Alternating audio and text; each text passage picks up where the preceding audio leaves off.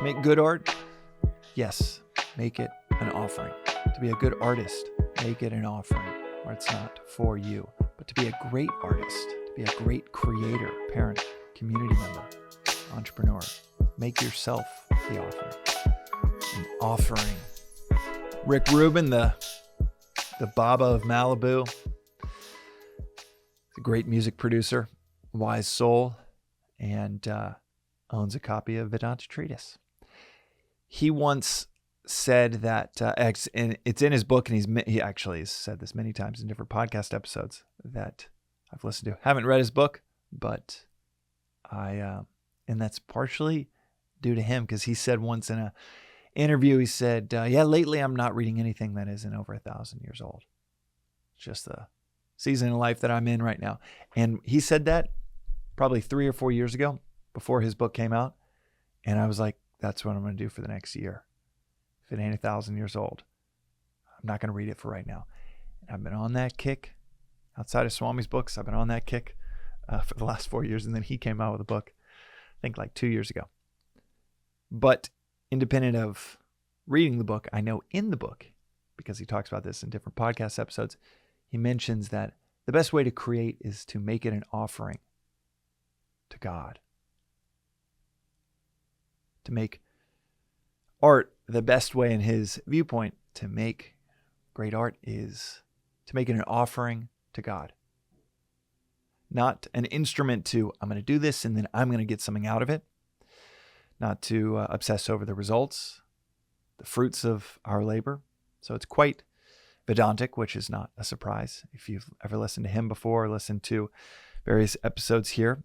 And like I said, I know that he is very aware of Advaita Vedanta and owns a copy of Vedantic treatise. But I might take his words a step further. I am by no means a master of creating, but I will say I cannot stop myself from creating. That is my Swadharma, so I don't stop myself from creating companies, products, Magic Mind, Apt, an AI personality test, and career guide company, Side Dish, a salad dressing company. This podcast, Yoga for Your Intellect. 3 little daughters. Can't stop creating. Open State music. And I realized, no. And as I thought about his words, if you want to optimize the creation of your art, making an offering to God, but I might take it a step further. To make good art, yes, make it an offering. To be a good artist, make it an offering, where it's not for you. But to be a great artist, to be a great creator, parent, community member, entrepreneur, make yourself the offering. That's where something like a timeless philosophy that has 5, 6, 8,000 years of uninterrupted, continuous lineage of a tradition and study, that is where it's so valuable, is you get to tap into what sages and lighthouses have not only said or refined, tweaked, improved over thousands of years, instead of coming up with our own worldview or philosophy or perspective. And that's what this philosophy says.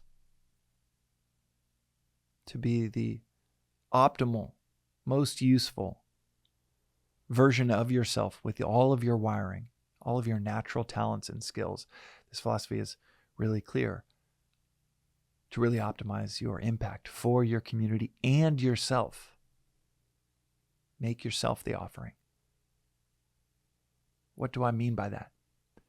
Well, it can be powerful to make a song an offering. Hey, I'm not going to get anything out of this.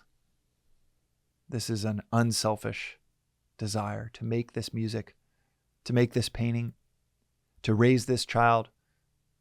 I'm going to make it an offering to God. I'm going to, any suffering along the way, I'm going to give it up to God.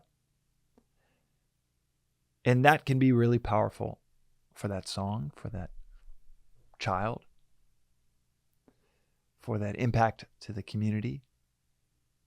But unselfish desire, there are three desires as outlined in Vedanta. There's selfish desire, there's unselfish desire, and then there's selfless desire. So nuanced.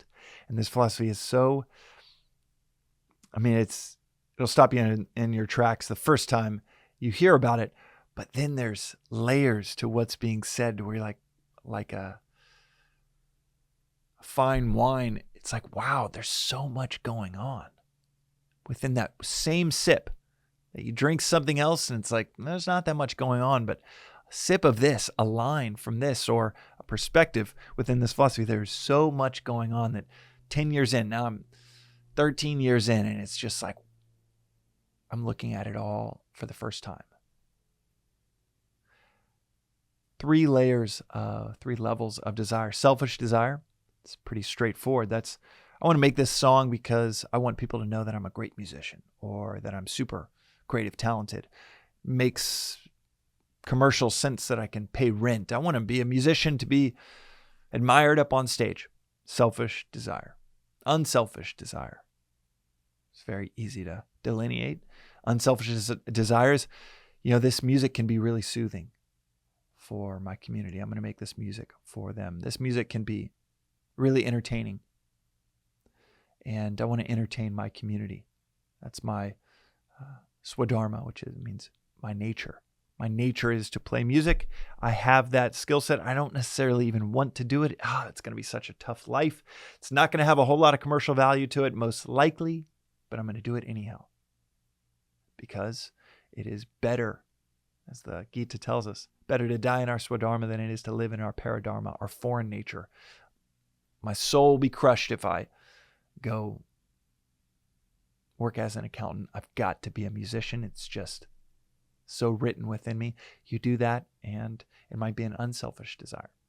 But then there's a nuanced next level, selfless desire. The unselfish desire might be, okay, I'm going to give this to the community, and it's going to benefit the community. And written within that, subtly but powerfully within that, is my community will be stronger for it. Where I live will be stronger for it. Community that I'm a part of. When it benefits, I benefit with it. Selfless desire. And therefore there's still this carving out of your stash, your identity, your place within that community and how you're going to benefit. Well, instead of the soul-crushing work as the accountant, I'm going to be thriving in my swadharma. If that philosophy says it's better to die in my swadharma than to live in my paradharma, which, by the way, you don't need to know what any of that means. That's just the Sanskrit words for how extreme this concept is taken, to really, really encourage everyone to live, surrender into your nature, what you're wired for. Instead of what you desire, but what we're wired for. My thing is words. That has been shown to me over and over and over again. I wish I had the musical talent of some of the titans I look up to. I wish I had the entrepreneurial talent of some of the titans I look up to. But words just happen to be my thing.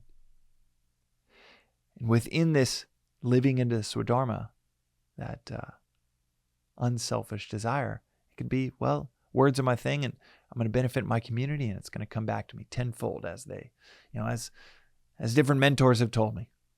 As Zig Ziglar, the OG motivational speaker, he used to say, give others everything that they want, you'll get everything that you want. By giving them what they want, you might still be thinking about, this is the best way to get what I want. Selfless desire is self-oblivious, non-utilitarian approach to our work, to our contribution. Completely oblivious, in no way thinking about how we're going to benefit. If anything, feeling like this is going to be self-annihilation. If I really commit to this art, there will be so little of me left. It's like, the work ethic you hear of the greats, or more, as Christ said, there's no greater love than this, to lay down one's life for your loved ones. You look at the real titans of history, they gave everything. You have Gandhi, Abraham Lincoln, Christ himself.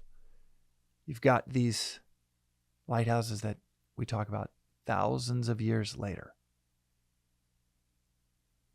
that gave everything. One hell of a punctuation to a life well lived for communal benefit in someone like Socrates is, at the end of his life, the chance to escape and go into exile when he is given a death sentence. And he's like, no. If you're saying I'm corrupting the youth by teaching them these paths to wisdom, if you say that, then yeah, maybe other people take the easy way out and they go in exile. No, if you're saying it's punishable by death, then go ahead, give me the poison. And everybody in Athens being like, no, that's not, you're supposed to go into exile.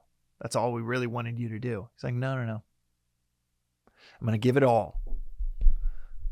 Nothing stashed away. That punctuation, that might be 50%, 90% of why we're still talking about him 2,400 years later. That complete surrender. And it only takes a few seconds to think about the pantheon of people throughout history. The few, but the ones that made the exact same surrender that we still talk about, still think about. Because they went beyond unselfish desire, they went into selfless desire. And maybe your life is not meant to be as dramatic as something like that. Most likely is not meant to be as dramatic as something like that. But when we do commit fully, surrender fully to our art, that is not just like 2 weeks, unselfish desire. I'm going to really make this song, this performance, an offering to God. I'm going to nail this performance. You end up making a career, an entire lifelong arc. Not just good art, but the best possible art you were designed to make. Best possible creation you were designed to make. And that might be parenting. It might be teaching. It might be music. But I'd go a step further than just relating to our art as an offering, but instead throwing all of ourselves into that same surrender to become the offering. If you want to make good art, make it an offering. If you want to make great art, this philosophy says go one step beyond that. Make yourself the offering. That's today's reflection on the Daily Vedantic. We'll see you next time.